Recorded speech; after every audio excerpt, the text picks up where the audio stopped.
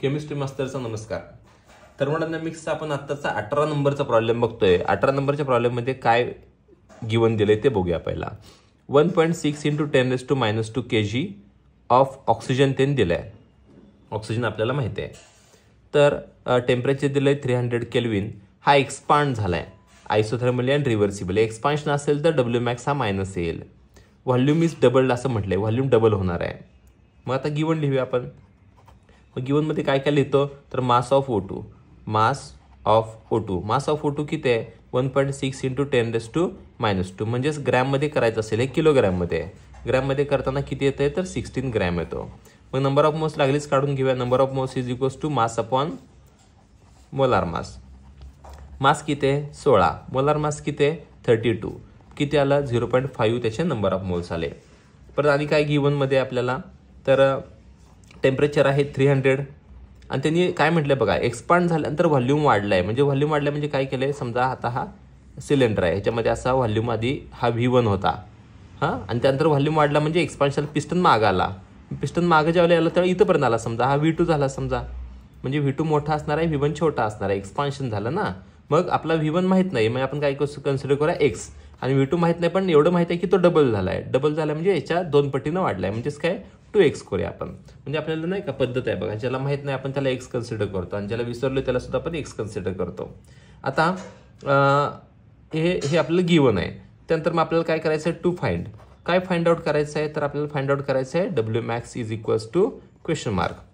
बरं फॉर्म्युला आपल्याला कॉम्पेअर हे एक्सपान्शन आहे. एक्सपान्शनसाठी आपल्याला डब्ल्यू मॅक्स हा मायनस येणार आहे. Work done by the system on the surrounding -2.303 nRT log to the base 10 V2/V1. आता कॅल्क्युलेशनमध्ये सगळ्या व्हॅल्यूज पुट करूया.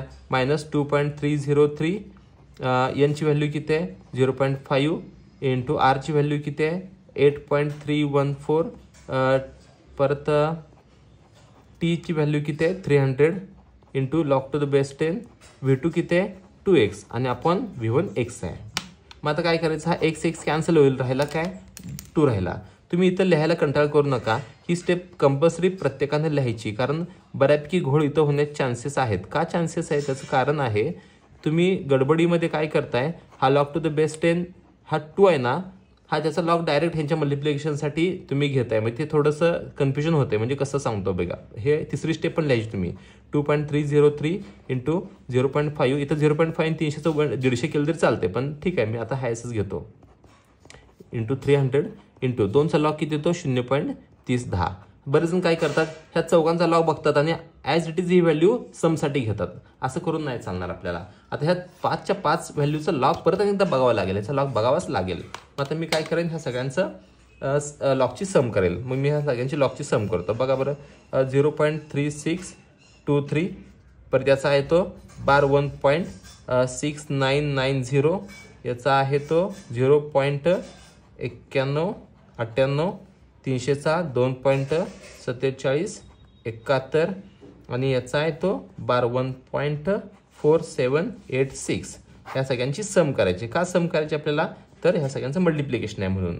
मग मी ही सम किती येते बघा बरं 8639.2 आणि याचा काय बघायचं आता अँटी लॉग पाहिजे. ह्याचा अँटी लॉग किती येतो 8646 येतो. मग इथं बोट ठेवायचं ठरले. मग 2 पॉईंट पुढे जायचं 1 आणि 2 इथं पॉईंट इथंपर्यंत आलो आपण. म्हणजे मग डब्ल्यू मॅक्स तुमचा जो आला आहे W max is equals to -864.6 joule हा तुमचा डब्ल्यू मॅक्स आला. थँक्यू.